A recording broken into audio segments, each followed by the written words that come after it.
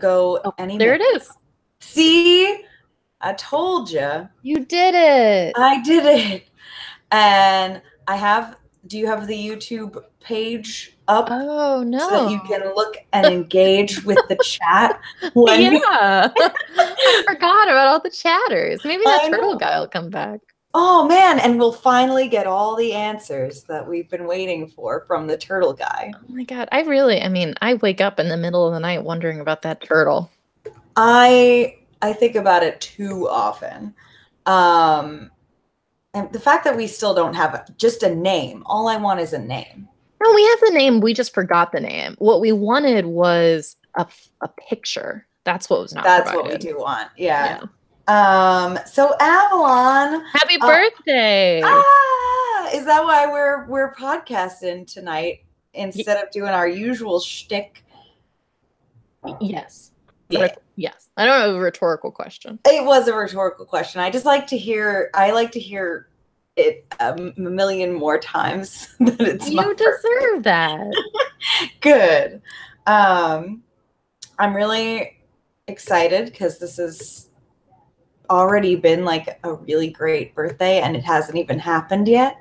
So that's been fun. Killer. Yeah. Yeah, I'm happy about it. So how was your day? Just check in. Sure. I mean, my day was fine. I was actually kind of unexpectedly cool in some ways. So I slept in because it's Saturday and blah blah blah errands, and then eventually we ended up at a student sponsored convention or conference, conference probably, on campus at the University of Oregon. It was a student video game group called Think Play, and I guess they do this annually. It was their 5th annual conference, and they had 3 speakers who were video game developers or designers or somehow affiliated with the creation of it. And they did a panel, and then each of them spoke. But what the aspects of their experiences in video game as an art form and how it relates to their like activism and their social justice work and stuff like that. It was just really cool. Yeah. And they were really solid speakers. Like they were off notes and they were really like, I don't know, really engaging and really super articulate. And I just was like, also there's no one there. Like the only people there were like me and Francis, 2 other people who are in this club that I've never heard of before, and then the speakers themselves. And part of me kind of felt bad about that, but I'm sure they paid the speakers because that's what universities do. Yeah. But it was like really, it was lost on no one being there because I was like, this shit is like breaking my mind open. Like I feel introduced to so many new concepts and terms and stuff like this. Like, I don't know. It was weird to me that it wasn't advertised because it was kick-ass.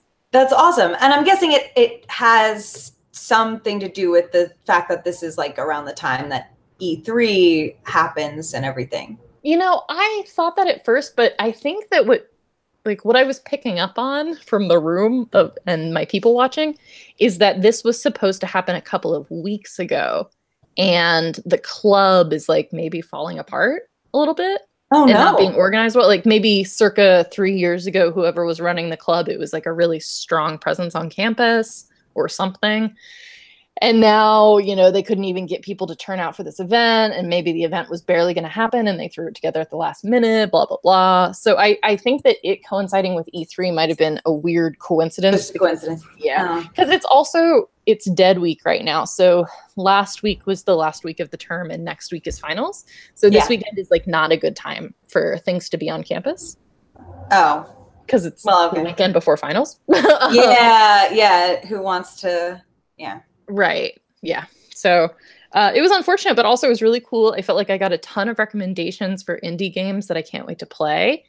And I followed a bunch of like video game social justice things on our social media because I want to like stay up to date on it. Yeah. We're gonna stay woke while we play our video games. Yeah. And I just like really, I don't know. I have so many things in my brain right now that like kind of apply apply to the podcast that I'm still trying to digest.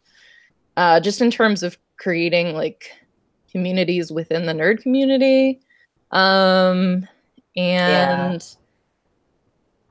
I don't know. I just am excited. It like made me excited. Yeah. Yeah, I'm all about it. I like that a lot. Fantastic.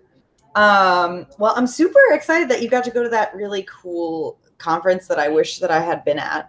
I thought it was just a Pokemon Go meetup. And that was not what it was at all. You did not tell me that part, and that makes it so much better. Part of me feels like that's what Francis told me it was like days ago, but I might have just projected that because that was my wish fulfillment. Did Francis know what it was, and or did he also think it was a Pokemon Go meetup? I think he thought that it was more of like a let's talk about video games meetup. Mm-hmm. Yeah, well, I mean, it kind of like it was.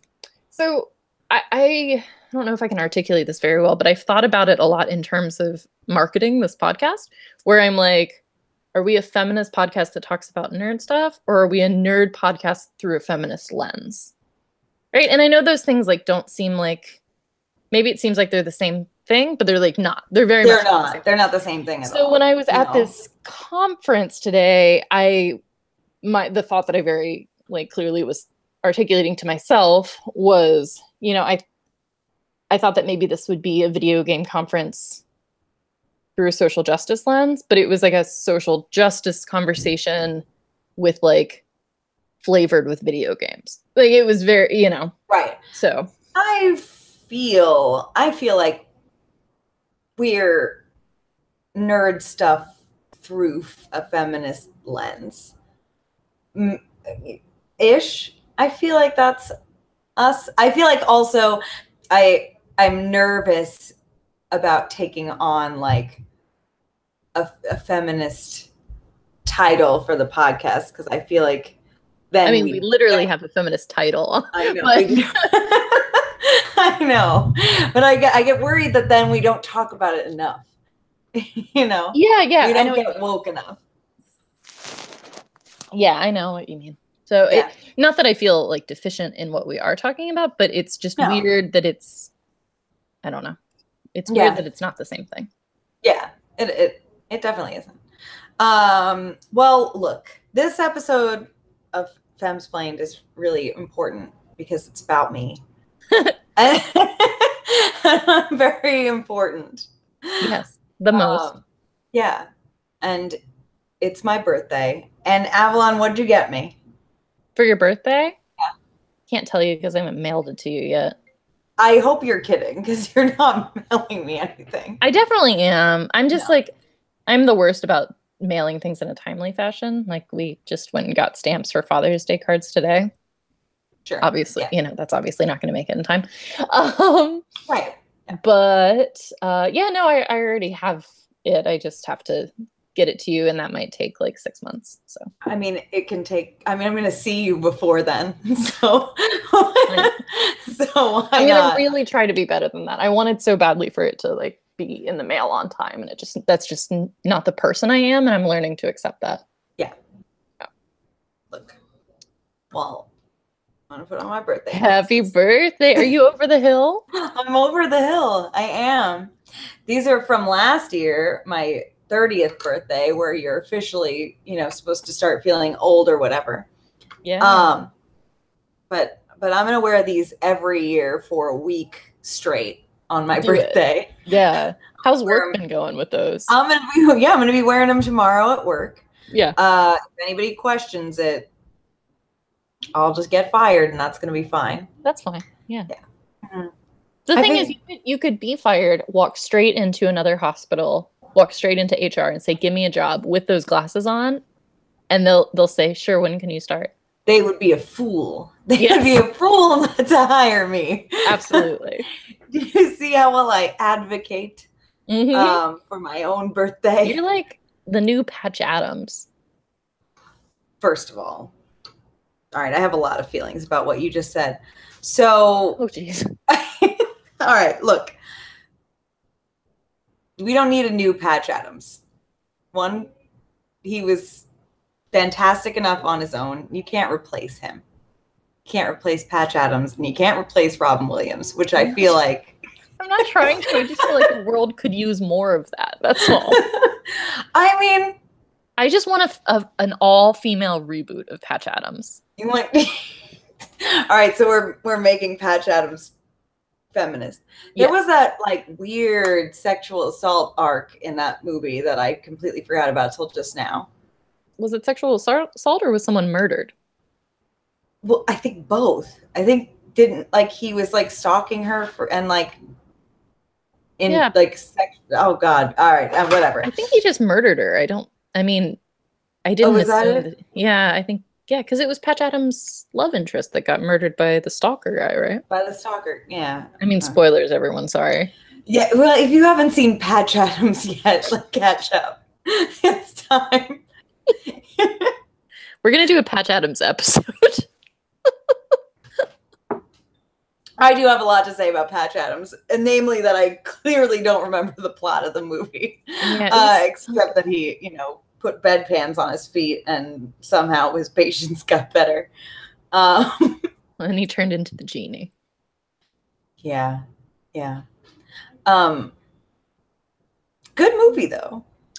My thought of it is that I saw it when I was too young, one, to like appreciate the message of morality or healthcare, blah blah, but also I was definitely too young for when his love interest got murdered. Like I remember feeling like it was deeply disturbing to me. Like I didn't really understand people dying in movies yet. I mean, hopefully this movie didn't actually come out when I was like 16 or something. I just feel like I don't know, Avalon. It's not. I didn't know how to process it. Yeah. I'm really disappointed in the thumbnail for this YouTube live video. Is it your face? Yeah, but like mid talking and like looking down, and that's all right. The Honey Heist one is my face, and it's real bad. It's real bad. That's too bad because there's the potential for that to have been really good. I know there were so many good painted bear faces, exactly. And instead it's me like. Although it could have been that one thing that we won't say, but thank God it wasn't. Thank God it was not. Okay, we'll let the listeners puzzle that out for themselves. How's that Francis doing? Is that Francis around? Yeah, I don't know, maybe he's on a call. Oh, okay. His hotline. I don't know if he's on a call right now or not, though. Mm-hmm. No, he's got to do good. Got to save the world. Proud of him. Making faces, okay. So let's talk about stuff. What you told me that this was going to be a hot seat. I feel very lukewarm in this seat right now. Might be feeling kind of chilly. Yeah. All right. Well, I caught up. I told about my day. Can you tell me about either your day or how your birthday week has been going? My birthday week has been fucking fabulous. So, let's see. I was off. I worked this weekend. This is my weekend at the hospital. So, I was off Thursday and I went out with all the best people and we ate 1,000 oysters, which is what I like. They're actually extinct now. Yeah, they are because they're all in here. Probably not. They're probably gone by now. Well, I hope. Otherwise, we have other problems to address. But I did eat a ton of oysters at a place that was way too fancy for me to have stepped foot in. But it was nice. I have a brand new plant that is in my office. It is now the only thing in my office that I put there. Oh. So I'm really happy about that. And then after we ate all the fancy clams and oysters, we went across the street to like a little hole in the wall place that was super fun. And we drank outside and we played shuffleboard. I did not play shuffleboard well, but I did it. And then I went and hung out and ate like the greasiest Domino's cheesy bread and played some video game. I think it was Super Smash Brothers. I don't really know. I'm not sure I was there, but I did it.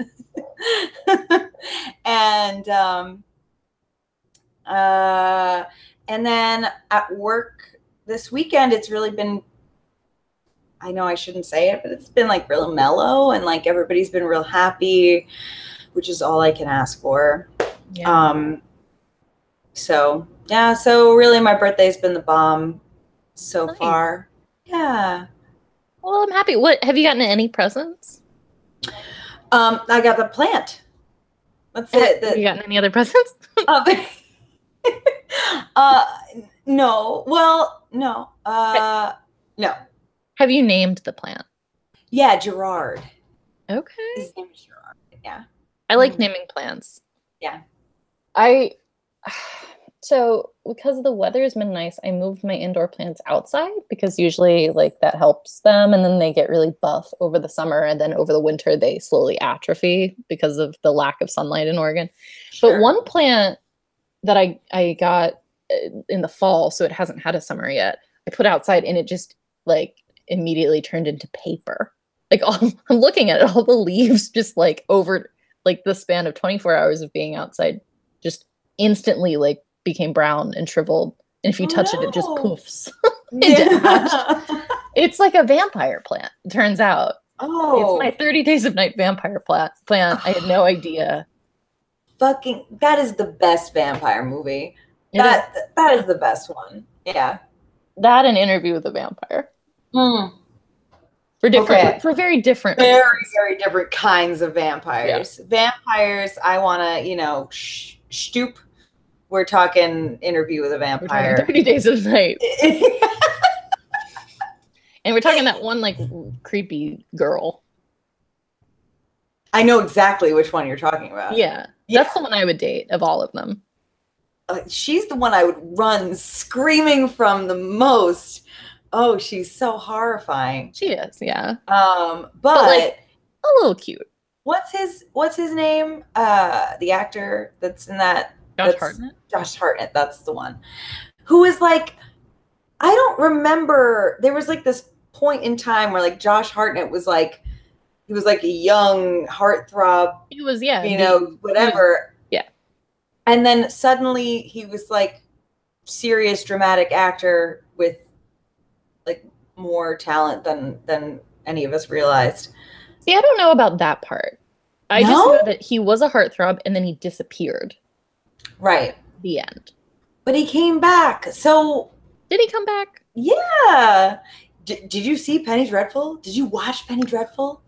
Avalon. Oh, I did. Yeah. I forgot he was in that. I don't know. Okay. But and Billie Piper. And Billie Piper. Oh, she's so flawless and phenomenal. I know that's a real dramatic statement, but okay. Are we talking about Penny Dreadful or are we talking about Josh Hartnett? Which you pick? Let's talk about Penny Dreadful. I don't have as much. Also, I like your cup. Is that we've talked about this, right? It's the kosher brewery. Yeah, the Hebrew. Yeah, I like it. Yeah, they're the best. A bird might have just flown into my window. That is what that sounded like. Yeah. Penny Dreadful is one of the top 3 biggest letdowns.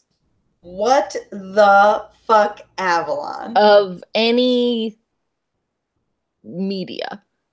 Because Penny Dreadful had such amazing things going for it that it didn't deliver on.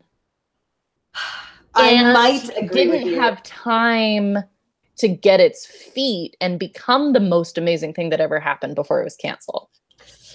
And then written itself to be closed. Like it like wrote its own ending in such a weirdly rushed way.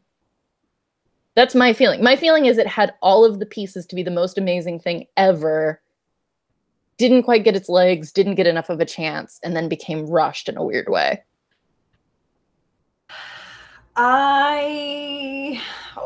Okay. I sort of agree that it was rushed at the end. Yeah. And the one thing that I regret from Penny Dreadful is that Brona / Lily. Which one's that? Billie Piper. Okay. Did not get to actually lead a sex worker revolution in which all of the sex workers kill every abusive John in the world together.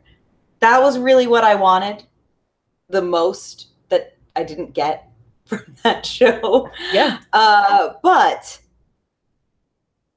her speech at the end literally killed me and my whole family. So I forgive everything about that. But that's more on Billie Piper than on the writers. She was just amazing. She was amazing. But it's just that's another reason why I choose to say that it was like cripplingly disappointing rather than like not that great, is because some of there were several elements that were going on that I just was like, I'm gonna just revolve my entire life around this fandom. But there was just something about like the bigger picture that didn't pay off for me fully, and it was very disappointing. They couldn't, no matter how hard they kept trying, they could not make me care about Frankenstein's second monster, whose name I forget. The goth one. My memory. So Frankenstein in this created 3 monsters. Huh. He created the first one, which was lovely. He was 10 friends. He was the best guy. And then he got gored through the belly by he made the first one. The first one like ran off and became a goth, or whatever. Then he made 10 friends. 10 friends was perfect and great, and then got gored through the belly by the first one who came back for revenge or whatever. And then he made Brona. I am so confused. Who's the guy who was like most traditionally like Frankenstein's monster, Mary Shelley style? The guy that was kind of big. He had like a working class family. I don't remember why he died, but he was kind of ugly. Yeah, that was the first monster? one. Oh, I love him. First goth monster. I love goth monster. I did not like him. I liked not get on board with him at all. Okay. All right. He was just so, I don't know. I don't know what it was. I thought that his acting was phenomenal, and I liked when he became like gradually humanized when they were exploring his backstory. Oh God, I hated him. You know what? I just never forgave him for killing 10 friends. I kind of remember that happening, but I can't remember anything about 10 friends. Because 10 friends, we got him for a glorious like 20 minutes and then he was dead. It was like, but he was so, the point of him was that like Frankenstein did a better job with him. So he was more like able to learn, and he didn't have the aggression that that the first one had. Obviously, like the overarching point that, Frankenstein was a monster remained, consistent. I thought that they started strong with, and then totally bored me with Dorian. Dorian should have been so, all right. So Dorian, I loved. I couldn't really get past him once he killed name of character. The trans sex worker character. Sure. Once he killed her, I was like, I felt like honestly once they shipped him and Billie Piper, he was kind of lost. because I mean that was kind of the arc though. She was so much cooler than he was. I agree. And that like overshadowed his character, and like in character he would not stand for that. Like he would not stand for being overshadowed. But he did stand for it for like a while. I don't know. I liked him like season 1. I didn't like him season 2. I think that's what I'm getting at. I think he was just kind of like really watered down and he didn't even need to be there in season 2. Right. Whereas like he could have been, and I kind of feel like he would have been into like starting this revolution with her. But instead he was kind of like, meh, I'm not getting enough attention. Yeah. And then well, and that makes sense for a Dorian Gray character. Something about like the delivery of it. It was a little boring to me. He just became so overshadowed by Billie Piper's acting also that I know. I was like, are you even here today? Like, is there a stand-in for your character? Or are you just agape at Billie Piper acting so well at you that you suddenly have forgotten how to act? So Billie Piper. So Doctor Who. So Doctor Who. Okay. So Billie Piper, I loved in Doctor Who. I did. But Doctor Who and its writing is, sometimes on the cheese balls side of the spectrum and doesn't give her a whole lot to work with. But I was all of, season 1 and then season 2, and then whenever she did that fucking episode where she's possessed by Skin Flap Lady, the one that I'm gonna fuck of all. The one that you want to fuck. Sure. Yeah. And she's like, I don't know. I just like I fell head over heels for her in that episode, and I live and die by Billie Piper ever since. Did you ever watch Diaries of a Call Girl that she was in? No. What's funny is what network was Penny Dreadful on? Phenomenal question. Stars. It was either Showtime or Stars. It was an S. Yeah. So I was watching Penny Dreadful passively unaware of the fact that it was going to end abruptly after 2 seasons. Was it 2 seasons or 3? I think 2. I think 2. Yeah. And so when it ended, and I didn't realize it was about to end because I was just binge watching it, and I was like, "What?" It was like it recommended to me after that. Do you want to try to watch Diary of a Call Girl? And it was Billie Piper, and I had been really impressed by Billie Piper in that role, and I was just like, "Yeah, absolutely." And I think I watched maybe half of the first episode, and I don't know if it was bad or if it was just such an abrupt tone shift from Penny Dreadful. Oh, I just I didn't get instantly hooked on it. So I just never returned to it. Well, it's not. One, it's British television, so it's a little like it's just got a different tone to it. I got a high tolerance for British television, but that is part of probably what made it jarring. It's also not a drama, really. It's like at most it's a dramedy type of show, and the first episode is a bit slow. Yeah, I did have I even watching it in on its own, I had a little bit of trouble with it, but it's actually good. It's actually accurate, and it's also got Matt Smith in it. Yeah, he's a John in one of the episodes.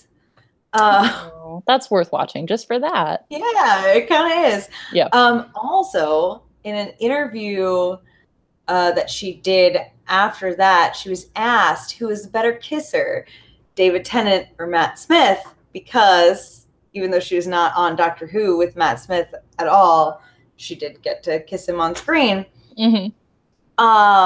And I really love when actors are asked questions like that, because like most of the time actors will like try not to answer them, or like will answer them with some sort of equilateral, equal Yeah. opportunity answer. But she was just like, "Oh, David Tennant." I was like, "Oh yeah, fantastic, Billy." Yeah, so I really liked that. Have you seen, is it Matt Smith? Matt Smith is in like a new indie movie and the ads for it. He looks fucking so sexy in. I know, I want to see it. And I don't know so what it is. I don't care, but I don't care at all, but it's I'm like gonna see it. the Yeah, image is burned into my brain of him Yeah. in these leather pants. yeah. He's just so, I don't know. He's so gangly, and there's something. Yeah. Yeah. I mean, I get a really gay vibe off of him. I know, but that works for me. No, that 100% works for me. Yeah. But that's I'm the not thing. entirely convinced that he's not. My brain is telling me Matt Smith is the kind of gangly, charismatic gay that you are in love with, but you know after 30 years of your life that it's not going to happen because of gay.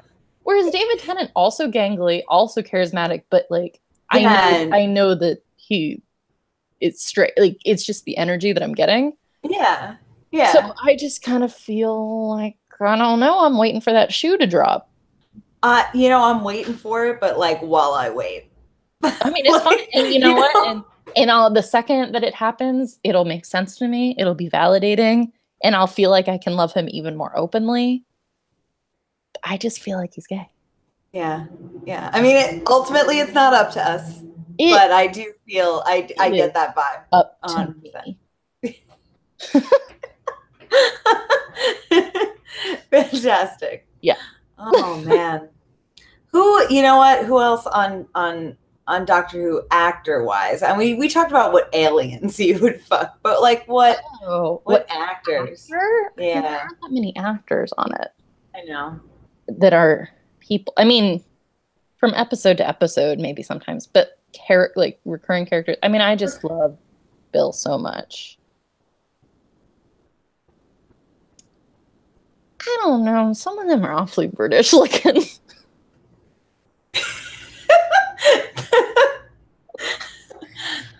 I don't know if it's just BBC's lighting rigs, but BBC's lighting rigs just are not flattering, or they're not flattering for women, for sure. Yeah. Yeah, I mean, you've got, I would say any of the doctors. Rory Williams. I got Rory? such a crush on Rory Williams. I'd date Rory. Oh God. I would totally date Rory, absolutely. I would date that nose. Not, like, laying awake thinking of a fan fiction that's me and Rory, but I would date Rory. I thought he was a little bit annoying sometimes. No, I loved him. I mean, I loved him so much. I think that objectively, the most attractive person that's ever on the show ever is Amy. Oh yeah, no, it's stupid. It's ridiculous. Where did she even come from? And you know what? I have a hard time with it because of my feelings. But I think Clara is gorgeous. Yeah, she's objectively gorgeous. She's just a badly written character. It's not Jenna Coleman's fault. Jenna Coleman is. But I have a hard time separating things sometimes, so I feel like I'm not allowed to think Jenna Coleman's attractive. Like, there have been many times that I've taken Jenna Coleman pictures to like my hairdresser because I like her bob. Oh yeah, yeah. But I'm like, ugh. But then again, I've also taken Taylor Swift bob pictures because they both have nice bobs. Yeah, I like a bob. You can separate the person from the haircut. But I can't separate. You can. I can't. It's fine. Is it fine? It's gonna be fine. Okay, so you're picking Rory. I'm picking Rory. You have to pick one, like, male identified, one female identified. Okay. So Rory Williams, and I mean it's fuck. It's convenient if it's just Rory and Amy. No, it's not though. No? It's not. Like Amy's cute and everything, but it's Martha Jones. Oh, Martha Jones. that's when the lighting was still questionable, though. But yeah, She Martha's great. turned down Shakespeare and she took on Mickey Smith. She's a hero, honestly. But does that She's, make her attractive? I mean, I she love just her is in attractive. a lot of layered ways. But yes, she's beautiful. She's Yeah. stone cold beautiful. I wish I could see her with the later season budget. Oh, I Because bet. it's hard to compare. I also, oh God, her like dark red leather jacket. I got a thing Yeah, it's about pretty great. About red leather jackets. yeah, about leather jackets on girls. I'm like, you know, Yeah, of course. Because it's like they have a motorcycle. I know. Except she doesn't have a motorcycle. She has a doctorate, and that's also, you know, It's kind of like a motorcycle, it's a like an little bit, academic motorcycle. yeah. So Martha Jones, Rory Williams. Okay. You know what? It's the two. I have a type, and it's medical personnel. Apparently. Yeah. Oh, we could watch a spin-off series about them having like a hospital space station. Oh, Avalon, I want that. Yeah. I want them to be. Yeah. And they'll be with the Sontaran nurse, like the Sontaran nurse, and Rory Williams and Martha Jones running a space hospital. I love to think about them in the OR and Rory being God. like nervous and Martha being doctory. Yeah. And like Rory needs like music in the OR to calm down, and the Sontaran is really annoyed by that because he just wants to get the job done. Yeah. Oh, God, what a good buddy comedy. Oh man. Man, somebody should be paying me. All right. Follow up Doctor Who question. Okay. If you had to in like a fan fiction-y way, if you had to inhabit a character, who would it be? Now here's where my identity issues come in. Is it Rory? It's Rory. I'm Rory Williams. I am. I literally dress like him. We have a like so close to the same job. I'm, about as nervous, and I would definitely stay and wait for like how many? I know. Roll your eyes at me, but I would do it. So they both did it though.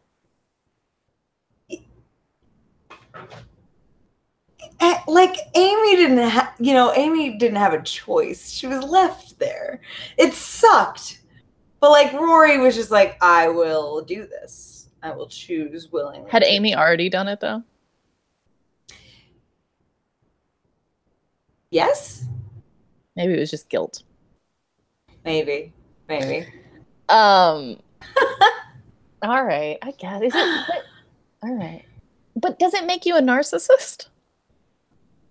That I would fuck the character that I would also that inhabit? You also most relate to, yeah.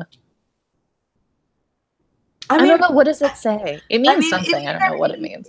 It makes me either, I don't know, a narcissist or just like a confused bisexual. I don't know. Fair. Yeah. Yeah, it's just, that's it. Yeah, it's classic. Do I want your haircut or do I want to run my fingers through your hair? Yes, exactly. We're back to that. So it's that. That was a really validating phrase. Yeah. When you said it. Oh my God. I know. It's so relatable. Yeah. Do I have a crush on you or do I want to be you? Yeah, I'll never know. Can't choose. Yeah. But then in my case, it's also like, do I have a crush on you or do I just hate you for no reason? Oh, okay. I don't know that. I can't. I'm sorry, Avalon. I don't understand that. I don't hate the people that I want to, do it with. I do. Not sometimes. Yeah. If I'm not consciously aware of the fact that I want to like have sex with them or date them or get to know them better, and there's just something about them that like prickles me that I can't quite place, I just become obsessively hateful about that. How do you transform that into, like it's usually girls more so. It's like I think it's like it might be a symptom, like a latent closet symptom, Oh, where yeah. it's like, I think you're really pretty and interesting. You like the same things as me, but I think you're super obnoxious and you never give me the time of day. And I hate you and I hate women. Because you're going to friend zone me. I think I'm just an incel. Wow. That's basically what it is. Wow. It doesn't happen that often. But sometimes I do write girls off as like, I would never be friends with them. And then, like, if I think about it, it's like, maybe it's because I feel uncomfortable about how they make me feel. Yeah. Yeah. In your pants. Yeah. Yeah. Uh-huh. Yeah. I'm working on it. It's a journey. It's an everlasting I am queer journey that we're all on together. Speaking of, can I just say that I live in paradise right now because it is Pride Month and I live across the street from a gay bar. So every walk that I take outside has just been lovely. Like, everyone is beautiful and everybody is in such a good mood. And everyone walking down the street wants to pet my dog and tell her how beautiful and fabulous she is. And I'm just like, I'm having the best time. Are gay people more attractive during Pride Month? Because no, they're just around more, like okay. out and partying more, and like I live across the street from a gay bar, so I'm just in like a centralized location for gay festivity. Gotcha. It's good. And there's a drag show happening right now, and I'm here. Oh, I'm sorry. You should be there for your birthday. No. I'll go next weekend when I'm off and I can. Would you ever do drag? Yes. You could. Yeah. I mean, that's a thing that I've thought about doing. Yeah. A lot. As really good drag kings are like the pinnacle of sexy. It's just everything that I want. Yeah. Yeah. Not that that's why you should do it. No, I mean, well, I'm sweating right now, so that's fine. But no, so I definitely want to do that. But I have like weird mixed feelings about it because real talk, kind of have always struggled with the fact that I don't necessarily feel like I'm the most feminine person ever. I'm kind of, somewhere floating around in Queer town. Yeah. But at the same time, as well as comfortable with that as I am most of the time, I kind of get uncomfortable because I get like identified as masculine by other people, like automatically a lot. Like, I have patients that like have, like think that I'm a guy when they meet me, and like that sort of thing like kind of does make me uncomfortable. So I sort of don't know how I would feel if I actually like went and did that. So okay. I have mixed feelings about whether or not I would want to do it. I think like in my heart I would really love to, and I would have a lot of fun with it. But then I also have like some weird issues with like just people assigning me that like dude-ish role. That's, it's why I cover myself in glitter to like kind of, femme it up a little bit. Well, okay. I am sad to hear that, but I think it's okay and I respect that. Yeah. But I question the glitter being like a genuine attempt at like being more femme presenting. Only because if you like genuinely were like, I really need to, for myself, I need to feel more femme presenting, then like, you'd probably have. I wouldn't have this haircut or this. I wouldn't have this haircut, and I wouldn't live or act or walk and talk the way that I do. Yeah. Yeah. The glitter to me feels more like you just really like fairies. I really do. That's all it is. That's everything. I just, yeah. And that's great. Oh man, I got the best compliments at work today. Were they that you were a boy? No, finally, it was not that I was a boy. This one patient last year who like told me I was super handsome. Elvis is here. Hi, Elvis. Hi, Thank you Elvis. for joining us. But yeah, so he told me I was super handsome, and I took it as a compliment, but his family was really embarrassed. But no, so today I got a doctor that I work with came up to me and was like, "You look like you would be a pirate." And I was like, "Yes, I would be a pirate." Okay, I don't know what that means, but I'll let you accept it as a compliment. Yeah, I just think it's a really great compliment. I don't really know where it came from, but I feel like it's good. I would be a pirate. And then I had a patient tell me that I was as nice as a scotch on the rocks. Which feels like sexual harassment. It did definitely feel like that. But you know what? If you do feel good, then that's what matters. It did. It was very nice and it was clever. It was at least like a nice phrasing that like I didn't hear too often. I also got a bad one where a patient was like, "You're going on the pretty list," and I was like, "I hate you." Oh my god! I hate you so. The pretty list, like also a sexual assault list. Like I don't know what that list means. I'm pretty sure that it's my list of targets. Yeah, Cool. All right. Well, happy birthday. Wait, what's going on with your drinking vessels today? I have multiples. How many? 3. Okay. Yeah. Show me all of them and tell me all of their contents. One just has water. Show it to me. Okay. One sip of water in that cup. Yeah. A mouse cup. This one another has mouse cup. This one has seltzer in it. It's good. It's fine. Flavor? Lime. Okay. Seltzer, yeah. And this one, my Hebrew man, also has water. No, this one's gin and tonic, but there's gin in it.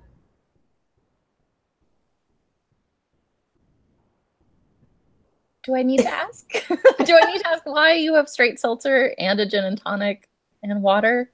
Are you on a clear liquids thing? No, it was just that, well, one of them was already here. Before I sat down, the water. Okay. And I poured myself a seltzer because I was like, I wanted a seltzer and then I wanted an actual drink. All right. I don't have. Thank you, Elvis, for your happy birthday message. That makes me happy. It's my birthday too. It's not. You know what? You're gonna get one for your birthday, Avalon. Don't. I'll have so many cups. Good. I hope you do. Excellent. So, hot seat questions. Yes. Hot seat. Hot. Oh man, I'm so glad we finally broached the topic about how I'm Rory Williams. I feel like that's been in my pocket for a long time. Wait, what? I missed what you said. The fact that I'm Rory Williams. Oh yeah, you definitely are. Yeah. And that's one of our cosplays. Yeah. Oh man. And then Francis can be Matt Smith. It works. Because he and I have like a little bit of like sexual tension maybe, but really you and I are married. Yeah. You're the night before our wedding, you're gonna get cold feet and and maybe hook up with Francis. But don't worry, we're gonna be okay. Yeah. Oh, thank God. I'm glad you gave me the permission slip ahead of time. Mm-hmm. Oh, hot seat, hot seat. Hot seat, hot. All right. Which, if any, high school teachers that you had? I have it. Okay. I have it. Oh yeah. Oh man. I hope somehow he's watching or that he finds this. But Mr. McCabe, look. Okay. I took a creative writing because I was one of those high school students that was super annoying, and I like finished all my like required classes super early. Like I knocked out all my required credits so that I could some extra credit. So I could take like as many electives as possible in my junior and senior year. So I took creative writing and oral speaking with this English teacher, Mr. McCabe, who was I didn't have him for any of my regular English classes, but I had him for these 2 writing classes, and he was awkward as fuck. So awkward. But he was dry. Like his like dry ass humor was so appealing to me. He loved David Sedaris, who is my favorite writer. We're timing out. What are we timing out for? Francis is here. Francis! Want to mansplain it or something? Yeah, you're gonna mansplain me. I'm having continued audio issues with my blog, my vlog idea for critiquing movies in the car. It seems like the GoPro just doesn't want to do this. Maybe just doing it in the car is the problem. Maybe no, location. It's the GoPro actually. I tested the mic just now on a number of different things. It's not the mic itself, although it's not a great mic to be honest. It is the adapter that turns the micro USB into an 1/8 inch input, and so that's annoying. So what I'm going to do is I'm going to use this mic, which again is not great, tomorrow when Ned and I meet, and I'll plug it into a phone and record onto a phone, since it's only the adapter that's having this like sort of high-pitched hiss issue. Oh, never mind. I'm going to have to do this another time. Okay. I'm sorry, you're back later.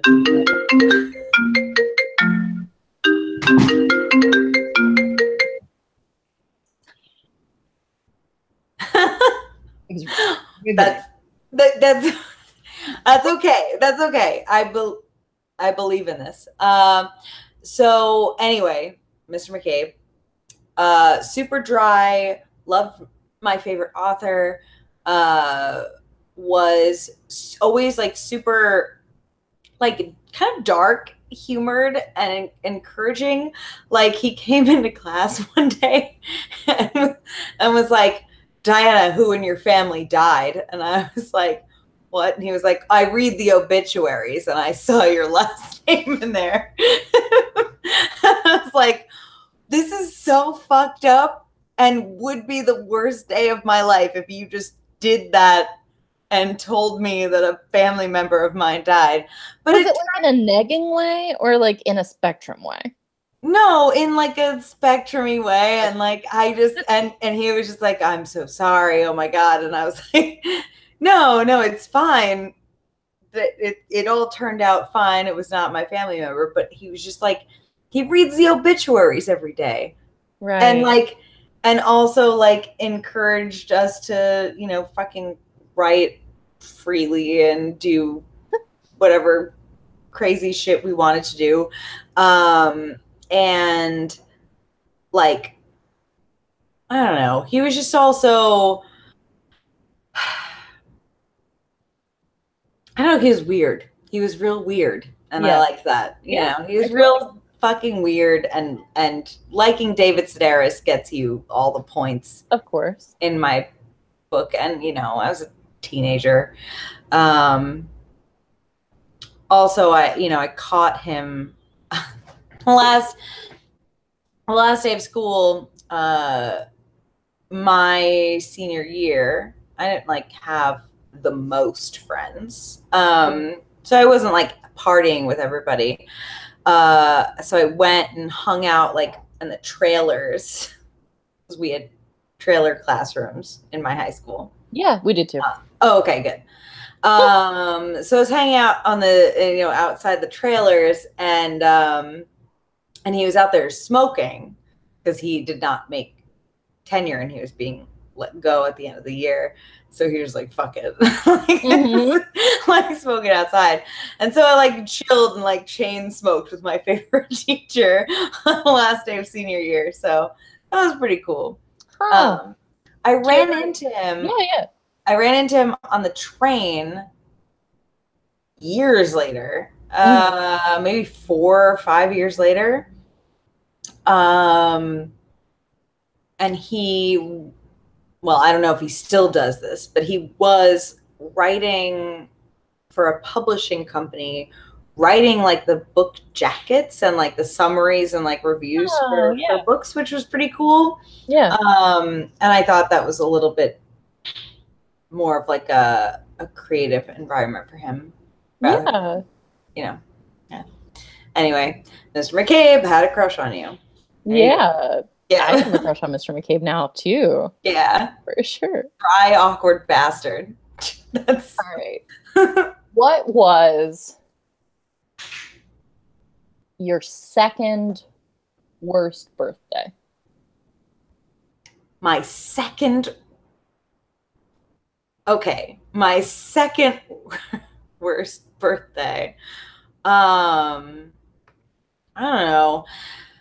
Probably like,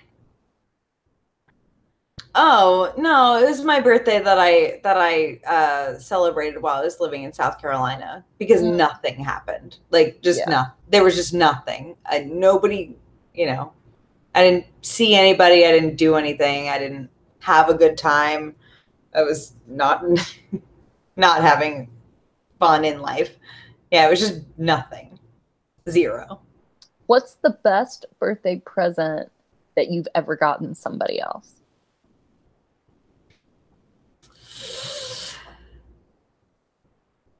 I commissioned a painting of him as his favorite cosplay character. Cool. Yeah. That's really thoughtful. Yeah. From an artist that we had met at a convention that like had really captivated us, because he has, his name is Sean Aline, and I'm going to share the shit out of him. He paints a lot of really cool, like politically motivated, but also nerdy shit. Yeah. So he's like, he like captivated the shit out of us with this one, like, really awesome painting that he had made. And I took his business card and like got in touch with him after that. So yeah, he did a phenomenal job and like worked with me on like the idea and everything. Yeah. That guy was the bomb. I like it. What's the best birthday present you've received? That's a really good question. Best birthday present I've ever received. I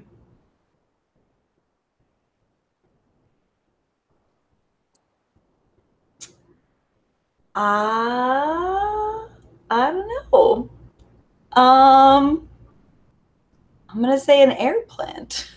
Oh no, Gerard! No, it's that's Gerard. Gonna be hard. Gerard's a really good. Gerald, not Gerard. Sorry. Well, Gerald is probably gonna die. No, it's Gerard. It's Gerard. You're Gerard. Right. I said it right. Yeah, like Gerard Way is. I feel like Gerard Butler. That's the only Gerard I know. Yeah. I don't know who Gerard Way is. That is fine. You don't need to know that. All right, so money is no object. What body modification would you get? Holy shit, I fixed my teeth. I fixed this whole stupid mouth situation that I have. Done. Easy. Easy choice. What? I have a weird mouth.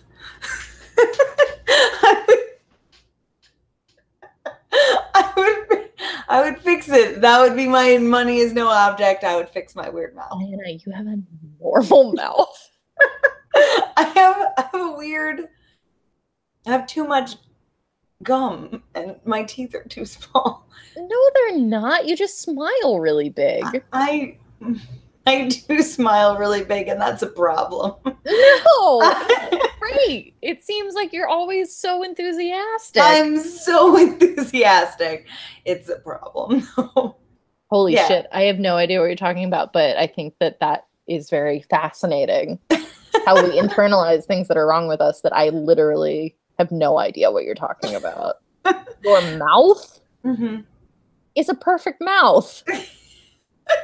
I appreciate you saying that, but you know, you Twilight asked, Zone-y. All right, you yeah. asked what I would do with unlimited funds Sure. to change my body, Yeah. and honestly, like mostly, I'm pretty okay with what I've got going on. Yeah. I'm good with being short. I'm good with my small webs. I'm good with, you know, I'm actually pretty good with like my shape and shit, but it's just my mouth. I hate it. Yeah. Yeah. Wow. Yeah. What a waste. I mean, it's your money. I mean, what would you do? No, Evelyn, no, I want to know. With unlimited funds, what would you have me do? That's not. Oh. Yeah. I just thought maybe it would be like you would get I thought it would be more outside the box. Like Oh, you thought I would like do one of those like elf person things where I would get like like I would enlarge my eyeballs and like maybe, or I thought shave maybe down you my would have, cheekbones. like some kind no, not that. Not like specifically cosmetic surgery. I thought maybe you would do like I don't know, maybe like a big tattoo piece or piercings or I don't want yeah. big tattoos. I don't. I want kind of one like more. I implant. want one more tattoo. Mhm. And Just that one. just one. Man, and want so many. And I want my septum piercing back, but I have like a little bit of scar tissue from my old one, so I don't Okay. know that I could get it. It can just be moved more up towards the tip of your nose or more back, is what I've been told. The person that did it the first time, they put it too far up, so I'm hoping. Too far, like up your nose? Yeah, they pierced it too far up. That was why when I tried to change it out, I couldn't because it was like impossible to reach. So it closed up. And yeah. I wish that like you could travel any distance and I could make you go to Goth Yasha. Goth Yasha! I want to go to Goth Yasha, which she's a direct reference to Critical Role Yasha, right? Yeah. This is who, yeah, okay. Yeah, a girl I went to high school with who was not goth. Over the past 4 years, I've just watched on social media as she's become super, maybe goth's not the right word, but she's just like, I don't know, she works at a tattoo parlor, so she's just slowly turned into she like looks Kat Von very D. goth and like someone that I love. Yeah. And anyway, I went to Nashville for almost no reason over Christmas and just went and was like, you can just give me a piercing because I went to high school with you and I think you're cool on social media and like I want you to, even though I'm super afraid of needles and I don't have anything in mind. So she just like pierced my upper ear, which wasn't that big of a deal, but it was just, she was so good at it. I barely felt it. I didn't have the opportunity to be nervous. She was so soothing. Like I just wanted her to be her IRL friend. And I just like, I like what she does on social media. So I like following her. That's really cool. Yeah. I like that. I don't, I get very nervous about piercings and tattoos. I was shocked at how little these hurt. Yeah. Like I was actually really surprised by it. Septum piercing hurt a lot. I bet. It hurt a lot. But I loved it so much. The piercing or the sensation? The piercing. No, I don't. Don't love that kind of stuff. Not me. But I loved how it looked so much that I really want to do it again. But now that I know that it hurts that much, I'm like, yeah. If I gotta do it again. You should do it again. It's so cute. I wanted to do it for years and for a lot of conflicting reasons didn't. And then when I finally decided it was time for me to do it, I looked around and realized every single person around me had it. And I just felt like, yeah, I felt like it was in conjunction with when I moved out here, and I was like, I can't. Every single person here has a septum. Like, I just feel like, I don't know, like I jumped on board with something or. Yeah, it's just it's a great piercing to have for my line of work because you can't have piercings in my job, and you can flip it, and then it's just gone. I just think it's so cute too. I had a fake one for a while, and I loved it. Oh, I still use my fake one when I I wish I hadn't lost mine, but I liked it. I think I only wore it publicly one time, but I felt so badass. There's a great vendor at Ren Fair that makes really cutie fake ones. Oh, really? That are really inexpensive. I'll get you like a bunch. I would love that because the only one I ever saw was in New Orleans. So when I lost it, I was like, oh, well. Oh yeah, they make really cool ones. I will get you like so many. Because I felt like they should exist. Like, I don't know, like 7 years ago, fake ones, and I couldn't. Whatever. I went to Utopia and I was like, "Do you have a fake one?" And they're just like, "No." Can I just buy an earring then and like put it on and pretend like it was fake? Yeah, that place sucked. That attitude is Utopia's. Yeah, bread and butter. All right, hot seat me some more. Okay. It's a little. Okay. I'm holding back a little bit, so I'm trying to think. You don't have to hold back. I kind of do. Oh, okay. When did you realize you were an idiot? No, of course not. It's mostly just sex stuff. Oh, well, you don't have to hold back about that. Okay. Are you comfortable describing the worst sexual encounter you've had? That isn't like that isn't yeah. That isn't a non-consensual sexual. Like for example, I was playing Hot Seat as a part of Kings with a friend of mine and his date, and I asked his date, who was a gay man, was like the furthest you've ever gotten with a girl, and he was just like, well, a girl sexually assaulted me once. I was just like, I don't know, like I don't want to be rude, but like, read the room. Right. So read the room, Diana. Read this room with just us in it. So not counting things like that.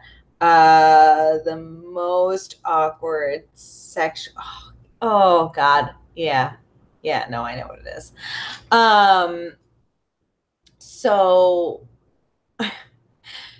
So in college,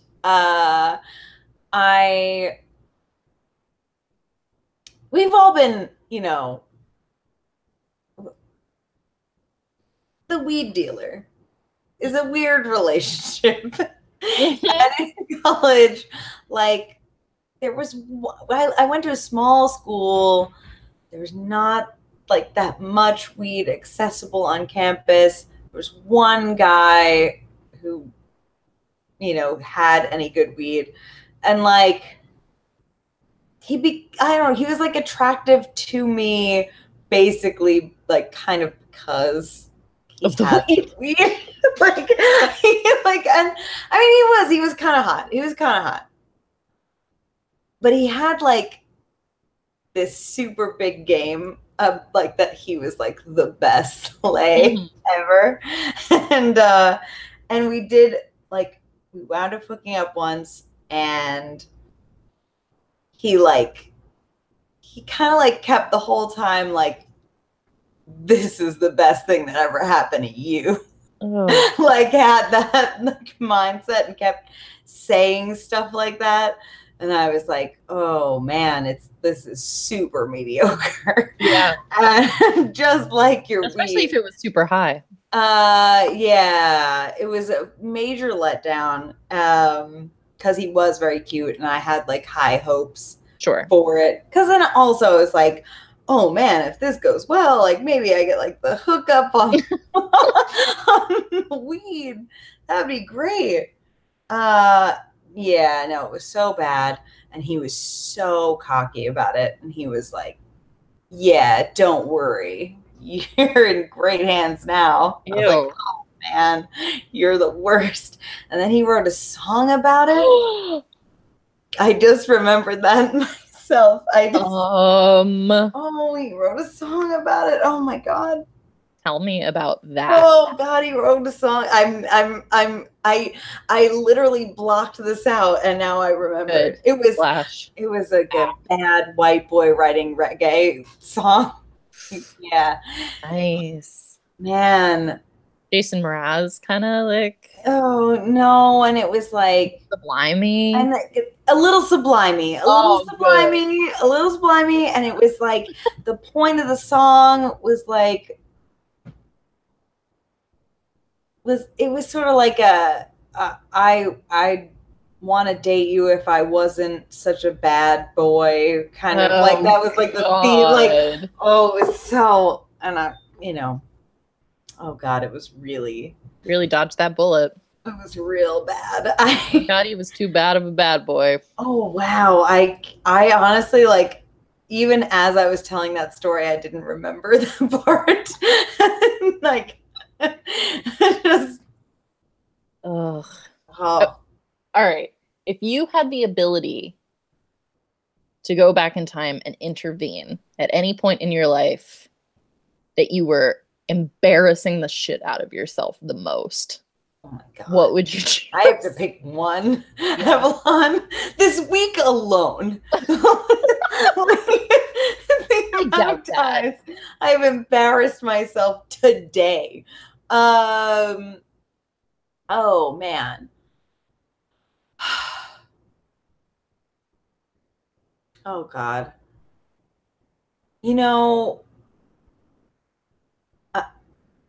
Okay. So I have one. Yes. So when I last year I married my friend. My friends, I didn't like get married. Oh, okay. I married. I was what the fuck? Last year I got married. It was real awkward. I wish I could have stopped it. Although, if that's on the table, like, well, that's not embarrassing. I mean, I was fucking embarrassing. Yeah, it's a little embarrassing. No, I would. So I married my two friends. But at that wedding was some person that I went to high school with who, for some fucking god awful unknown reason, decided that they hate me. Right? Like, Well, I mean, maybe they were attracted to you. Maybe they were pulling an old Avalon, an old internalized toxic masculinity. All right. Well, maybe. Yeah. Anyway, they decided that they hate me. There's a lot of factors that probably go into that, that I don't even know how to get into. But they were there, and they happened to be like sitting at a table like with the mother of the groom, and so I went up to say hi to her. They stared at me with such like awful contempt, but it actually made me uncomfortable. That's not how I embarrassed myself. How I embarrassed myself was that later on, like all right, this wedding took place in a fucking aquarium, which was the bomb. Yeah. Yeah. Look, we ate dinner like next to a beautiful, beautiful fish tank full of like exotic Fish? creatures. There were sea turtles like crawling up next Did to you us. eat Like, turtle no, next to them? fish was not on the menu. That was very deliberately done. That's weird. But there was a shark tank like tunnel that you could go into. Mm-hmm. And I went into the shark tank area, and that person and their partner were there, and I walked in, and then like I didn't know like how to like appropriately like just leave, like back away and leave, because I didn't want to be alone in this corridor with this person that like hated me so much. So I just like stood there and like frozen at the entrance, and then like turned and looked at me, and then I like like waved like an idiot, and then I left. But like it was so instead of like just like turning quietly and leaving, I got frozen in my shoes there and like could not turn around. Did you talk to them ever? I did try to. I did like attempt to like say hi to that person's partner, because that person's partner and I are still friends. Yeah. But that was like not allowed. So weirdo. It's bad. It's bad. I just say, you know. Well, I don't think you were a weirdo. I feel like the jerk person's a weirdo. Well, it's weird. It's weird to me that, you know, when people don't like stop being assholes after high school, like, you know, high school's over. It's time to, you know, grow up. Yeah. But no, that was just particularly weird because I don't know how to handle when I feel uncomfortable in a situation. I don't know how to just walk away. And I instead just like stared there. And I'll think about that probably till the day I die.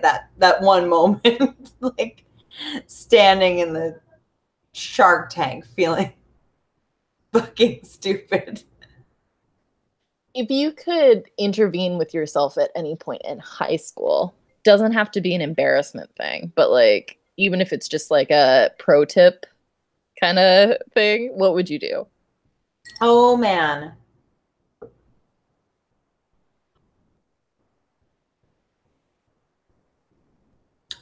I would have been so much more aggressively nice about my first girlfriend in high school. My girlfriend Jess, we dated for a very short while, but I was being bullied by, this is literally the same jerk in this last story, who is my other friend, and she was being real mean about me dating a girl for the first time, and they were being super judgy about it. And this girl was like super like unapologetic about how much she liked me, and like was like really super affectionate and like tackled me like when I got off the bus to go to school. Yeah, she was really great. And I was kind of an ass because I was like trying not to like display it so much because I was being like, of course, teased by my stupid friends who were not nice. And if I could take anything back, I would go and tell myself like, those people don't like you. Be nice to her. You know, and like I would have appreciated that more. And like honestly, like to have somebody that jazzed to date you, like that doesn't happen that often. Like that doesn't. So I always regret that I was not like better to her. Like I don't think we would have worked out or anything. Sure. But at least like I should have been a better girlfriend, at the time. Aw. Yeah. Was there anyone else in high school that you feel ashamed now about how you treated them? Absolutely. Yeah, I deal with that a lot. Yeah. And have been uncertain if I should talk to people or not. Oh, I did, and it was great. I did, and I totally recommend doing it. Again, it was the same thing. Like, my group of friends were not very nice to me, and so another friend who I felt was like slightly lower on like the social food train, I was meaner to take it out on them, and it was bad. Yeah. And I apologized to them last year and like told them that it was exactly for that reason and had nothing to do with them, and that they are the best. And it's still true. Yeah. So her name was Lisa. She was the bomb.com. She was really cool and always like put up with me and my bullshit anyway, even though I didn't deserve it at all. Yeah. It's harder for me to imagine you in that position because like you're so not an asshole, but I'm consistently still an asshole sometimes, and I still like have to work on it.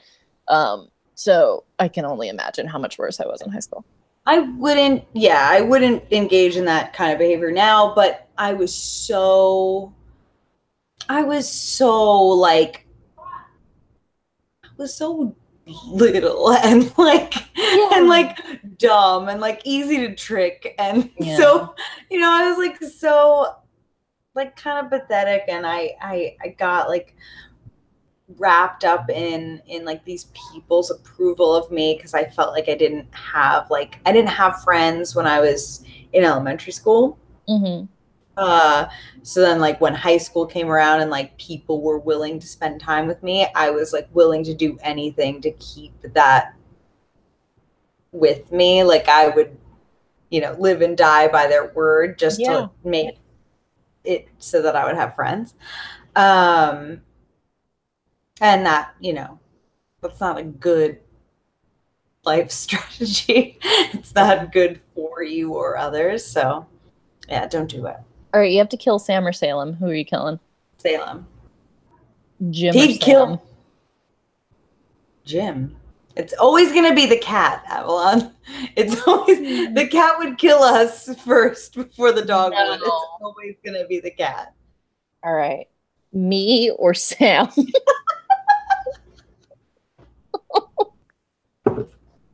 Because I can guarantee. This is the first hot seat question you've actually given me. This is the first hard question of the night. Would I kill you or Sam first?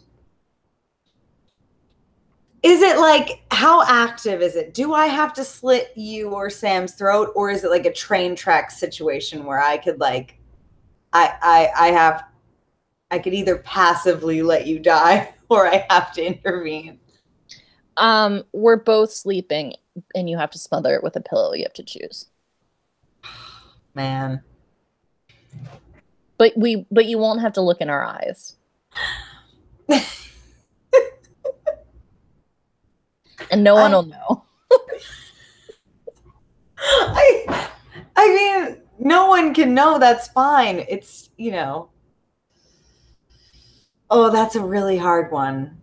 I mean, I'm going to say you because you made me think about this question. Man, this was not supposed to be hard. I just wanted you to pick something over Sam. Oh, no. No. All right. If you get to sing one song in some like hugely televised way, and you're not going to fuck it up, you're going to do a good job. But like for some reason you're featured on like the Oscars. What song is it? Wow. You get a full accompaniment, you're going to do a kick-ass job. Wow. Wow. It's like the Oscars. It's like, I mean, I don't know. Just something that's like highly televised. Okay. Honestly, I know. It's just like it's another one of my like words. I know. just say obviously a lot.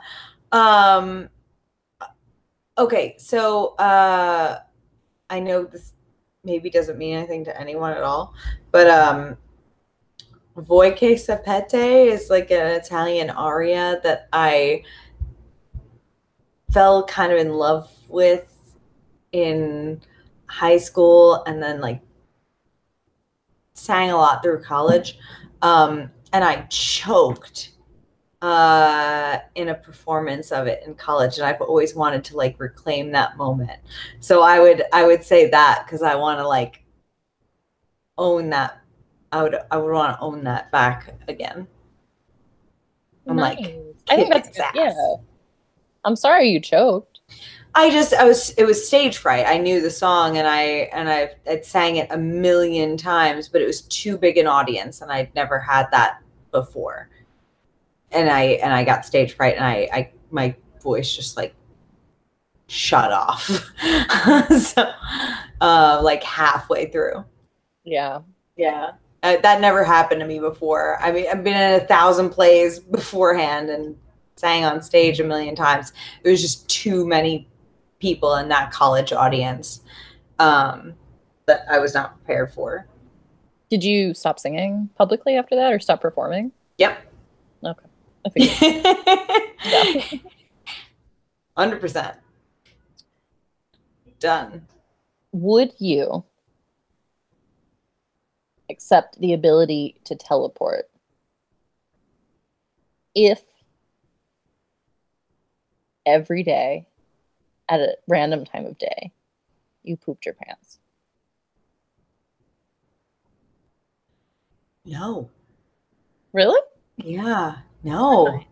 That's not. I mean, lots of people live with that. But you could teleport. Yeah. I value my continence. I really do. I value that part of my life. I'll get on a plane. I'll come see you.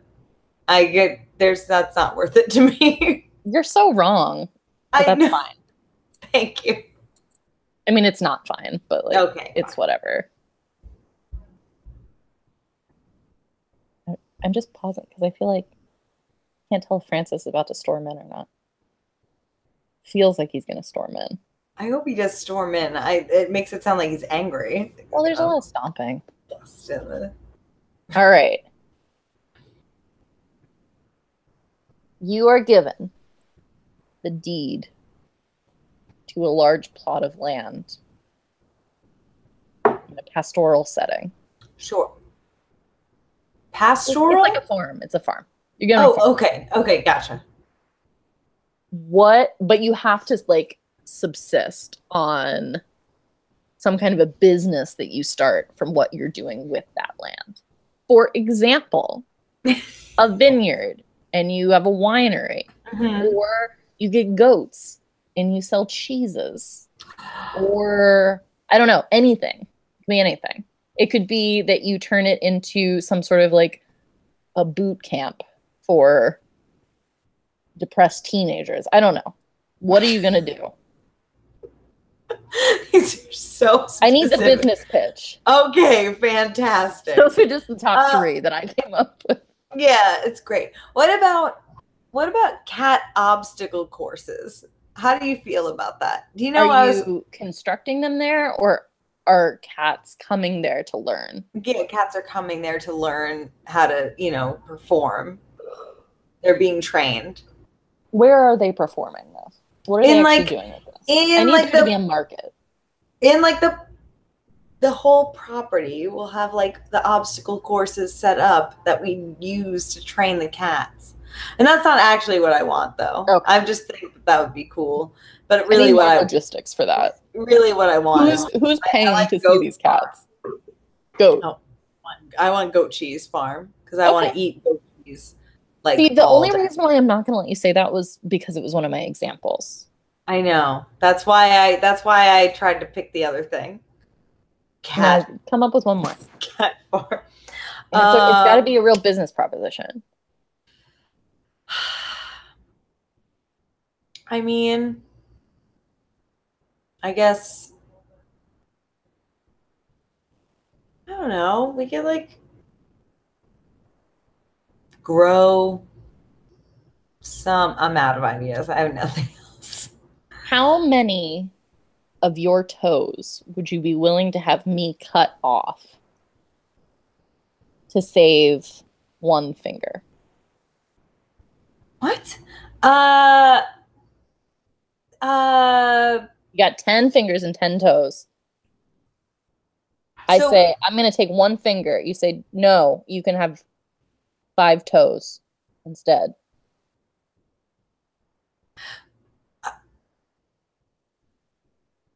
can you take like my pinky? Because Your pinky You- finger?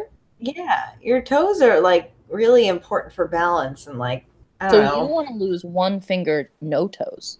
Yeah, I didn't see that coming. I know. I really switched it up on you. You lose a toe and you really throw your whole balance off, and I'm already very imbalanced, so I kind of need all of them. 2 fingers. For 2 fingers, I'll give you like I don't know. I'll give you 2 toes, I guess. Huh. Keep, yeah. 3 fingers. How many toes? Which 3 fingers?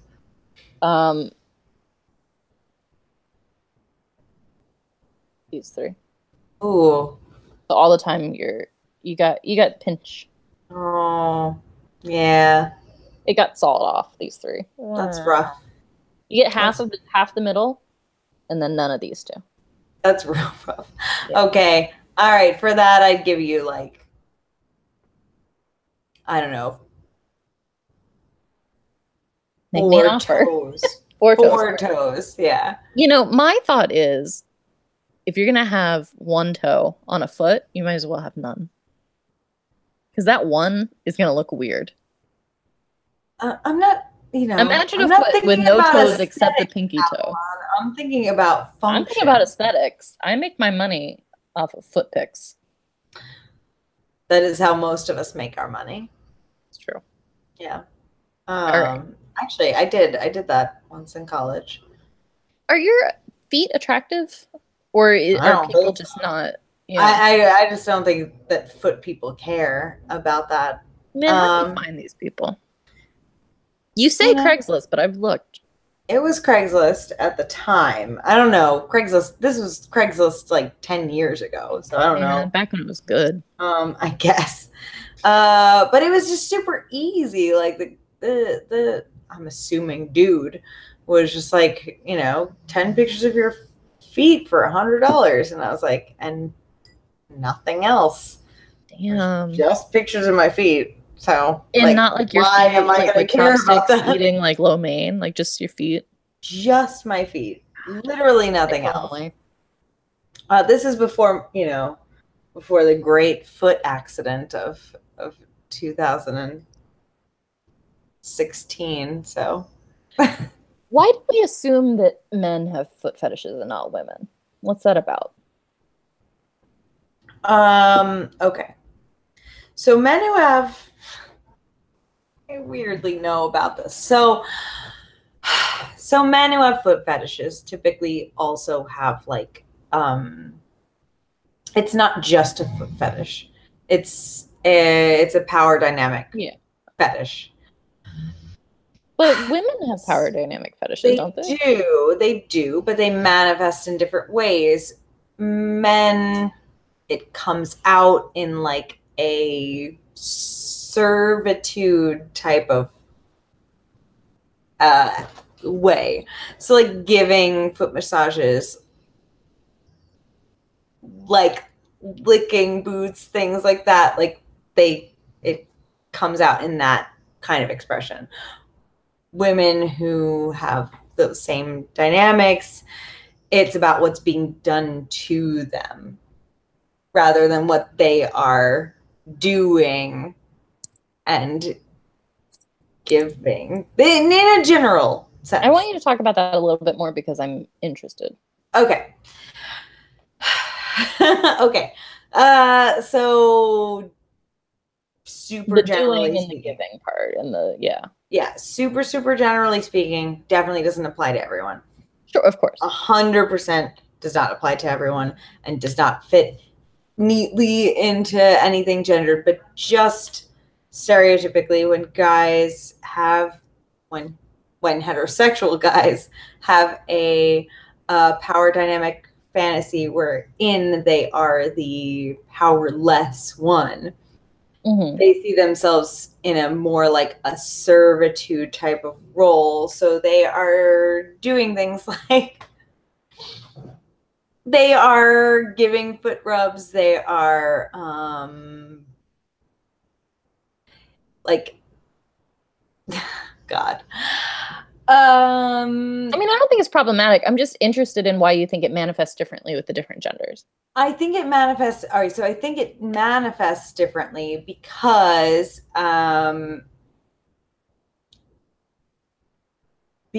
sexually men are still typically very what is the word that I want to use? They are I keep wanting to say aggressive, but that's not right.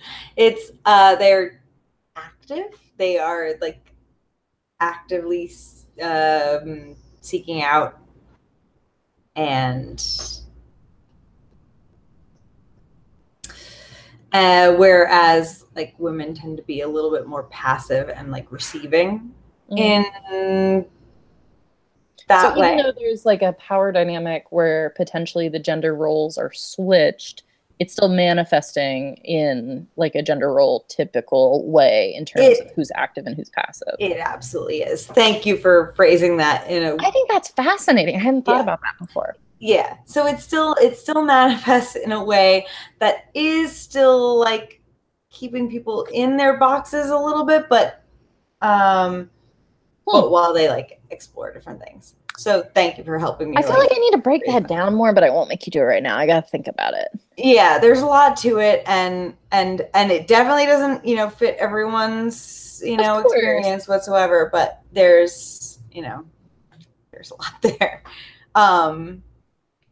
I will say that like people with foot fetishes are like far and away some of the nicest people I've ever met, and I would hang out with them in a heartbeat over like most men I've met on Tinder. So it's I don't really have like a ton of frame of reference, but I feel like it's in my mind it's not like even a fetish. Like in my mind it's just sort of like NBD.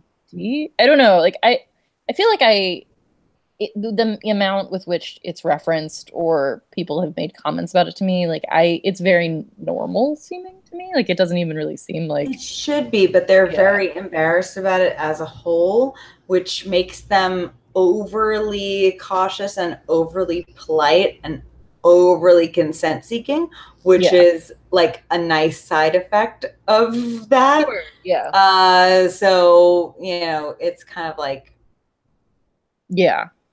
it's like it's super inoffensive in that way. So it's just like you get like your average douchebag that will like grab your ass without you wanting to, and then some guys like, can I maybe touch your feet and give you a foot rub, please? And then you're like, it's just like, duh. Oh wow, yeah, of course you can. Sure. Like, yeah, you're enjoying it also. Like that's fine. Yeah, that just makes it like a perfect symbiotic exchange.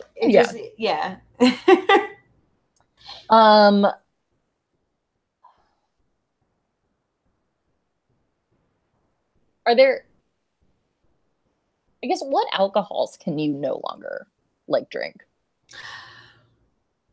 Wow. And why?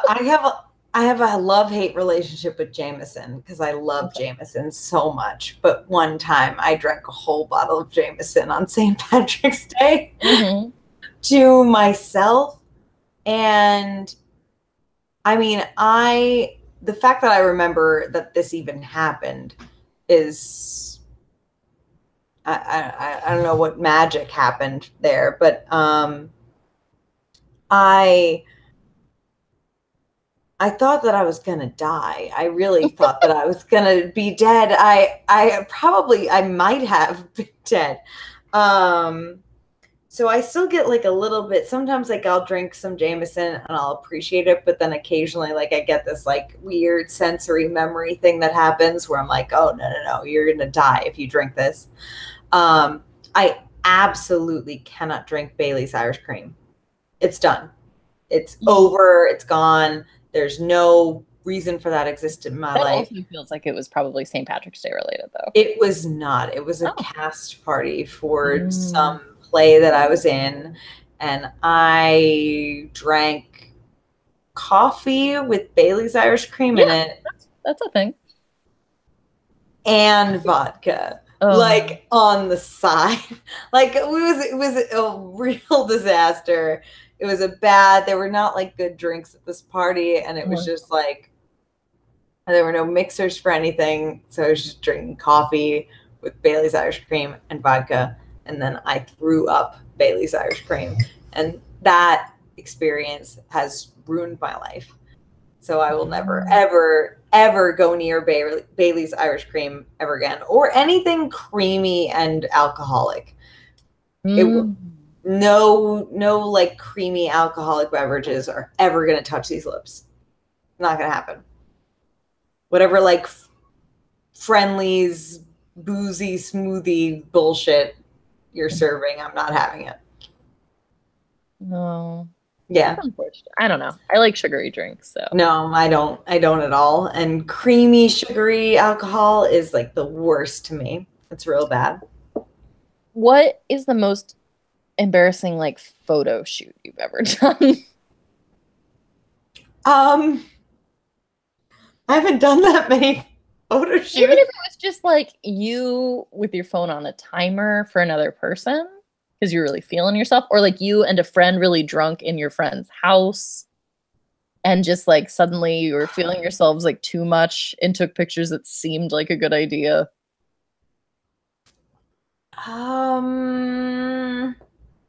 I mean, you know, I'm not really great at like sexy selfie stuff. Yeah. But I did. Well, first of all, wait, I want to answer Elvis Colston. I do like Not Your Father's Root Beer, but mostly I like Not Your Father's ginger ale. Not Your Father's ginger ale is my drink. I haven't had that. I would love that. I like the root beer one. The root beer one is good. I can't like drink more than one of them though, because they are too sweet. But Not Your Father's ginger ale, so good. Oh, I would love that. Yeah, super good. What I really like though is those like alcoholic seltzers that are, because I love seltzer. And then I don't like seltzer. Oh, I love it. But White Claw, those kinds of drinks are really good. Yeah. Ooh, whatever. Andrew's finally chiming in to hi Andrew to voices dissent. Andrew, please feel free to add a hot seat question for Diana's birthday. Yeah. All right. So what was the question again? Oh, bad photo most embarrassing photo shoot. Bad photo shoot. I don't know. I mean, you do know you were about to say something specific. I know. It's just I'm bad at sexy photo things, but I think good people are. I've been in a long distance relationship before, so you do that a lot in those situations, and I was too upset with how I looked. So like it was too, like, there were like too many angles, and it was it was really overdone. And I just like, I sent them, and like, they were like, they knew that like, that's, and they were kind of rude about it actually. And they were like, what the fuck? Yeah. Oh, Or like, how many of these did you take before you said this one? And I would take I know that. for a fact, just through process of elimination, that they are not that cute. So I don't want to hear it. It's very true. But whatever. All right. Yeah. So no, I would take that back. And I didn't want it to be dramatic. I just wanted it to be embarrassing. What did I tell you about reading the room? I don't, that's my embarrassing stories. My embarrassing stories are at an 11. Avalon. They're not down. I always go hard or go home with how embarrassing I am. Oh, God. All right. Wardrobe malfunction or unintended nudity. Wardrobe malfunction very recently at the gay bar. All right. Because I'm a disaster. Okay. And I go to the gay bar and I'm feeling kind of fly and I'm feeling kind of like, Is fly like a foreshadowing? No. Okay. Although, well, okay. So a couple of weeks ago, I go to the gay bar and I walk in and a guy comes up to me and like gets real close in my ear and he like is whispering to me and he's like, just so you know, your sweater's on inside out. And I'm like, oh man. Okay. Fuck. So I turned my sweater the right side out. And he was like, sorry about that. I didn't want you to think I was hitting on you. And I was like, I walked into a gay bar. Why would I assume they were hitting on me? Then like a couple weeks later, I walk into the same gay bar and immediately a girl comes up to me and is like, your fly is down. So I cannot walk into this gay bar without having some sort of tragic wardrobe malfunction. That's not so bad.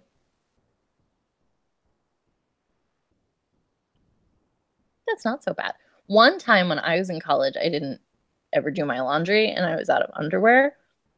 And I went outside in a skirt on a windy day. Yes. And that happened. And then I made immediate eye contact with a stranger who was walking past me, who was just like some girl that was just like, oh no. And then I ran. Phenomenal. Yeah. Mm. So feel better about your fly. I do. I feel pretty good about it. Good. You should actually feel like just embrace that. Dinner party question, living or dead. Oh, 3 people. That's nice. Usually it's just one. With whom you would want to 3 have. 3 people is a much better dinner party than just one. All right, I'm not gonna be an asshole who says depressing shit during this one. So I'm gonna say, because I feel like there's always that asshole that's like, my grandmother. Yeah, no, yeah. I'm not gonna do that. Okay. Living or dead, 3 people I would want to have dinner with. I want to have dinner with David Sedaris. I want to have dinner with David Sedaris and Amy Sedaris. So that's 2. I want them together because they are a team. They're a power couple, yeah. They are. I want Amy and David Sedaris, and I want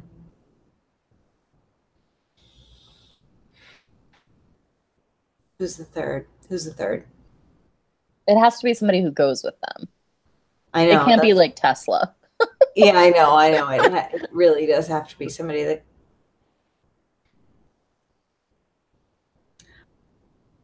I kind of want, and this is, it feels like a wasted seat, but I want Chuck Palahniuk there because I feel like I want of my like literary adolescent heroes. I want like the one that lived up to his name to be across the table from one who didn't. Yeah. Like to see how that would play out. Well, they definitely are very different. They are, for sure. Well, and nobody's dead. Nobody's dead, but I don't necessarily Extended the invitation to somebody dead. I don't necessarily. Might have been nice. Nah. I don't care. I don't.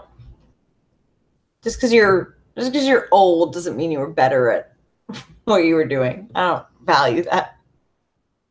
Just because you're dead doesn't mean you're old. It's because like shit is classic doesn't mean it was good. I don't. Do you have any good stories about your like browsing history?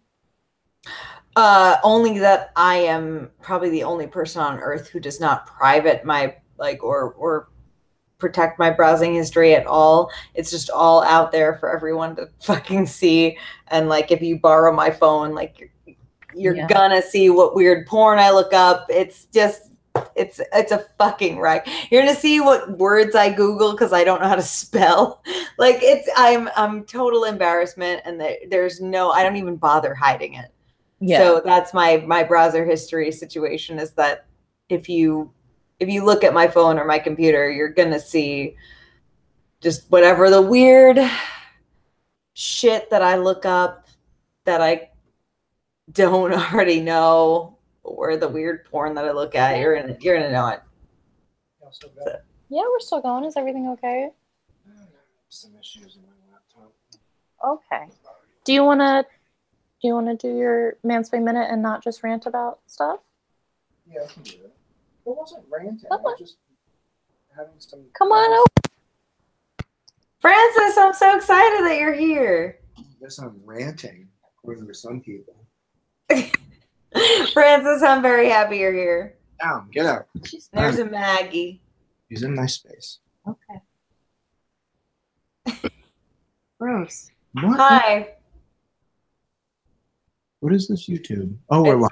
Yeah, we're live. It's officially my birthday, by the way. I wouldn't be so cranky if I was live. Well, oh, Jesus, figure. That's so embarrassing. Well, I don't know what to tell you. Oh, man. That's why I said don't yet. Oof. All right. You were not very cranky, just so you know. You were fine. All right. Why are we live? That's nothing. Oh, I'm feeling so on the spot. Okay, goodbye. Goodbye.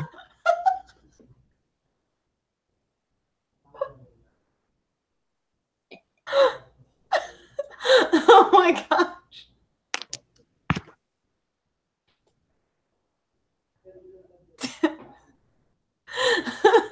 Oh, I love him. I love him so much. Lily, what's funny one?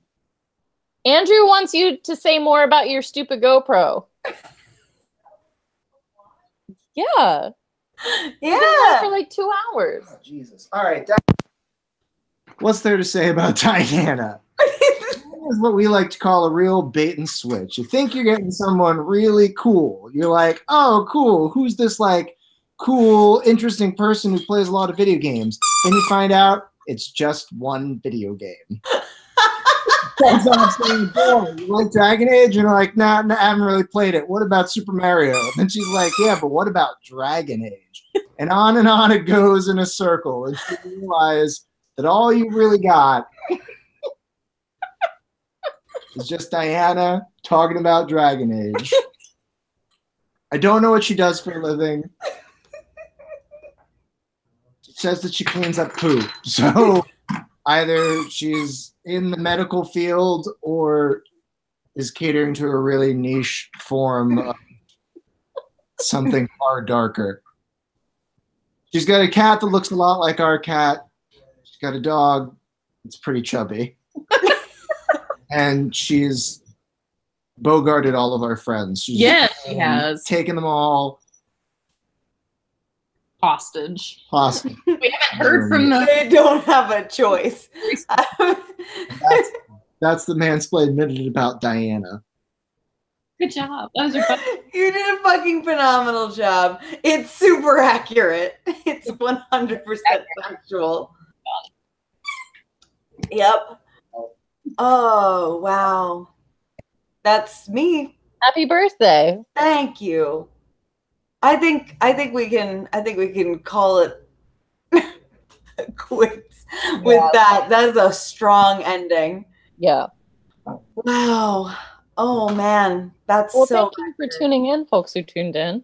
Thank you guys for being If here. you have any follow-up hot seat questions for Diana, Yeah, put me on No, the spot today. or You know. all day tomorrow, you have 24 hours. Oh, happy birthday! Happy birthday to me. It's officially past midnight. It is. Yay, It's happy so time. birthday. I'm glad that I could ring in your birthday. I don't know if that term applies outside of New Year's. It does. It does. Doing this stupid thing.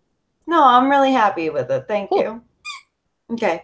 I love you. Bye, Mwah. love. Love. Lily. Oh, Lily. Lily.